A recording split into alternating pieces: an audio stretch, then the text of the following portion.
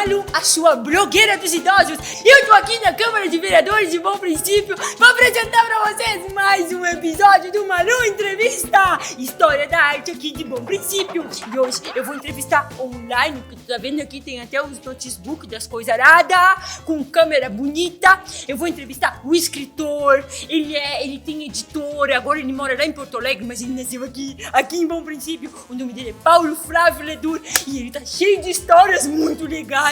Vocês sabiam que ele fez muita coisa bonita na literatura? E isso eu vou contar pra vocês nesse episódio. Fica comigo, vamos!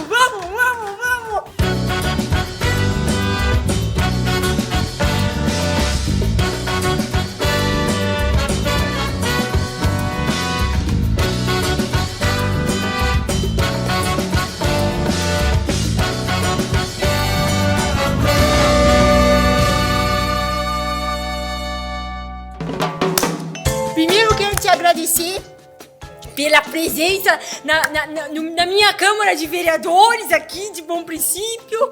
Tu aí de Porto Alegre, eu aqui de Bom Princípio. E eu quero que tu, Paulo, que tu se apresente pra minha galera. Quem é o Paulo? Fala aí pra minha galera. Pois é, eu sou o Paulo Flávio Ledur, natural dessa terra querida onde tu estás hoje. E por causa da pandemia não pude estar presencialmente, mas a tecnologia nos favorece, então vamos continuar servindo. Tá? Então eu nasci aí em Bom Princípio, me criei aí, e aos 11 anos de idade fui para um seminário. Mas tu tava ali no seminário do João Vianney, as coisas? O João. Ali eu fiquei 2 anos, no seminário de São João Vianney. Depois, ali não tinha mais o que eu podia aprender ali. Eu fui para o seminário São José de Gravataí, aqui na Grande Porto. 5 anos, quando então declarei minha independência. E com 18 anos vim para Porto Alegre para seguir os estudos e iniciar minha carreira profissional. Mas daí tu não foi mais padre? Tu não chegou a ser padre então, Paulo? Não, muito longe disso. Faltava 1 ano para eu completar o ensino médio, quando eu deixei o seminário. Entendi. E aí vim completar o ensino médio em Porto Alegre, fiz a universidade, enfim, fiz toda a minha carreira por aqui. Entendi, Paulo. E, Paulo, tu sempre quis, assim, ser escritor, ser editor, tu é um monte de or, escritor, ele é editor, e ele também é educador. Olha quanto or esse guri, mas isso é chique.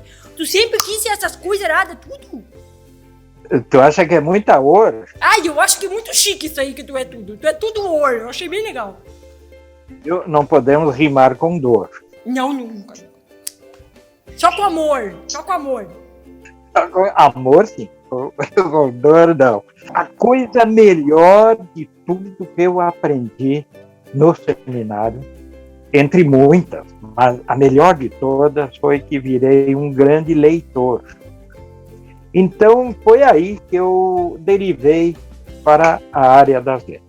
Eu era um apaixonado por leitura, como, claro, sou até hoje. Que bonito! Mas daí tu me fala, daí tu foi pra Porto Alegre, aí tu foi fazer as faculdades das letras. E aí tu foi meio que acontecendo, que tu adorava ler, é isso? Isso, foi aí que eu, profissionalmente, eu apliquei aquilo que eu mais gostava de fazer, que era ler. Entendi! E aplico isso em sala de aula, com o professor, e, sobretudo, na revisão, na correção de livros, coisa que eu faço há mais de 50 anos. Conta pra gente, pra galera, alguma história inspiradora, inusitada, que aconteceu ou quando tu tava em sala de aula, ou quando tu era professor das línguas portuguesa, ou até que eu fiquei sabendo, eu vi os currículos, essas coisas dele, ele já foi patrono das feiras do livro aqui de Bom Princípio, de Porto Alegre, presidente das coisas aradas, do sindicato das coisas aradas dos livros. O Paulo é todo, galera, vamos ver ela. Mas me conta, Paulo, uma história dessas épocas, das palestras, coisas que tu fez, conta pra nós. Olha, uma história, comecei na FAMECO com o professor, do curso de jornalismo, Ui. lá nos idos de 1971. E o mais engraçado é que criaram uma matéria chamada editoração nos cursos de jornalismo, e aí foram atrás de professor e não havia curso de formação na área, então não havia professor. Aí foram procurar os chamados práticos licenciados. É uma brincadeira que eu estou inventando. Ou seja, quem é que trabalha profissionalmente na área da editoração? Quem é que sabe fazer livro? E aí acabaram chegando ao meu patrão, que era o saudoso Henry Victor Zatkamp, de Novo Hamburgo, natural de Novo Hamburgo, e que era um mestre, era considerado no país inteiro como o homem que mais entendia desta arte de fazer livro, editoração. Aí o Henry disse, mas eu nunca dei uma aula, não sei que eu vou gostar. Mas vamos experimentar. Aí ele exigiu que levasse com ele um monitor, um auxiliar. Entendi. E me convidou que fosse eu, esse auxiliar. Tu começou de Ele deu 2 aulas, não gostou da experiência e me disse assim, assume, guri. Eu estava cursando o 3º ano do curso de letras, eu não tinha formação superior sequer. Aí surgiu a dúvida, eu perguntei para o diretor da faculdade, o saudoso jornalista Alberto André, digo, doutor Alberto, eu não sou formado, eu posso lecionar num curso superior sem ter formação? Sim, a lei dá uma abertura, não há nenhum problema quanto a isso. E eu assumi. Sabe de que turma era? Os formandos do jornalismo da FAMECO, da PUC, de 1971. Para os meus conterrâneos terem uma ideia, era do grupo de alunos o Alexandre Garcia. Alexandre Garcia foi meu aluno. Aquele o Alexandre Garcia. Aliás, um brilhante aluno. Era assim, de olhar, eu tinha absoluta certeza que ele ia fazer uma carreira brilhante, como foi, de fato. O mais incrível, Malu, todos os meus alunos eram mais velhos que eu. Eu era o mais jovem da turma e era o professor dele. Meu Deus. Eu realmente acho que eu me saí muito bem. Tanto é verdade que quase 20 anos depois, eu perdi o contato com o Alexandre Garcia, por exemplo. Aí 20 anos depois, o São Paulo Chargista, o São Paulo e eu produzimos uma série de livros chamados Os Pecados da Língua. Eu fazia pequenos textos sobre erros de português cometidos por os jornalistas, cometidos em livros pelos autores, em revistas, enfim, onde tivesse erro, em outdoor. A gente estava sempre atento, catando erro. Aí eu fazia um pequeno texto provocador, brincalhão, e ele arrematava com uma charge em cima daquele texto. Aquilo foi um grande...